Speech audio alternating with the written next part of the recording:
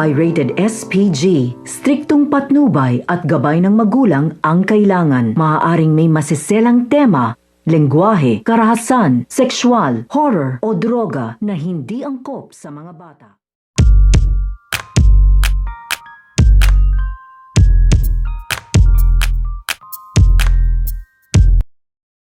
Ang paglipat at ang paglisan nito nga ni Dr. Jill at ito nga ni Gio dito nga sa Baguio. Dahil nga rin sa dami nga nilang problema dito nga sa Baguio ay napag-isip-isip na nga dito at napagplanuhan na nga dito nga ni Dr. Jill at ito nga ni Gio na aalis na nga daw sila dito nga daw sa Baguio. Dahil ito nga school ay nakausap na nga dito nga ni Dr. Jill ang principal na hindi na nga daw pwedeng mag-aral ito nga daw si Gio dito nga daw sa school. Kaya na nga ito nga si Gio ay ilipat na nga lang niya ito dito nga sa kanilang bagong titirahan. Kaya naman si Dr. Jill ay naisipan na nga na dito na ibenta na nga rin dito itong ang kanyang bahay upang magamit nga nila ito sa paninimula dito nga sa kanilang bagong lilipatan. Kaya ito nga si Dr. Jill ay isa-isa na nga ito nag-impake ng kanilang mga gamit upang pag may nakabili na nga daw dito nga daw sa kanilang bahay, ay agad-agad nga nilang makukuha ito nga daw kanilang mga gamit at tuluyan na nga daw silang makaalis. At makakarating naman ito dito nga kay David na binebenta na nga dito nito nga ni Dr. Jill ito nga kanyang bahay.